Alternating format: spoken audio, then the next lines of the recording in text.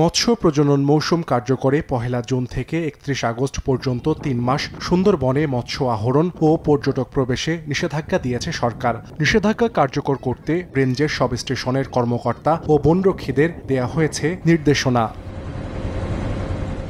সাতক্ষীরার উপকূলীয় অঞ্চলে জেলেদের উপার্জনের একমাত্র উৎস সুন্দরবনে মাছ শিকার। তবে মাছ ধরার নিষেধাজ্ঞায় দুশ্চিন্তায় পড়েছেন তারা। সমুদ্রগামী জেলেরা সমুদ্রে মাছ ধরার নিষেধাজ্ঞাকালে সরকারের খাদ্য সহায়তা পেলেও সুন্দরবনগামী জেলেদের মেলে না কোনো সাহায্য।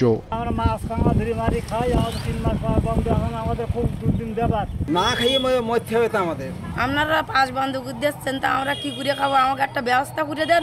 জেলা মৎস্য কর্মকর্তা জানান, সুন্দরবনগামী জেলেদের সহায়তার বিষয়ে মাঠ পর্যায়ে কাজ চলছে।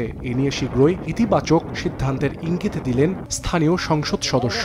সুন্দরবনে যারা পারমিশন নিয়ে যে সমস্ত জেলে মৎস্যজীবী সুন্দরবন এলাকায় মাছ ধরতে যায়, তাদেরকে কিভাবে ভিজিয়ে সুবিধা দেওয়া যায়, এই জন্য আন্তঃমন্ত্রণালয়ের বৈঠক ইতিমধ্যে সম্পন্ন হয়েছে। অনতিবিলম্বে এই জেলেদেরকে ৩ মাস যারা সুন্দরবনে অভ্যন্তরে যেতে পারে না, তাদেরকে বিকল্প খাদ্য সহায়তার ব্যবস্থা করবে। যেমনভাবে ইলিশ আহরণের সময় ৩ মাস যেটি বন্ধ থাকে, সেই সময়টি যারা ইলিশের জেলে রয়েছে তাদেরকে বিকল্প খাদ্য সংস্থা হিসাবে তাদেরকে সচ্ছলতার জন্য খাদ্য দেওয়া হয়।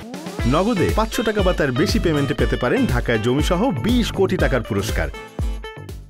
মৎস্য বিভাগের তথ্য মতে সাতক্ষীরায় সুন্দরবনগামী নিবন্ধিত জেলের সংখ্যা ৫০,৩৯৬ জন। তবে অনিবন্ধিত জেলেসহ এ সংখ্যা ১ লাখ ছাড়িয়ে যাবে বলে জানান স্থানীয় জেলেরা। সময় সংবাদ, সাতক্ষীরা।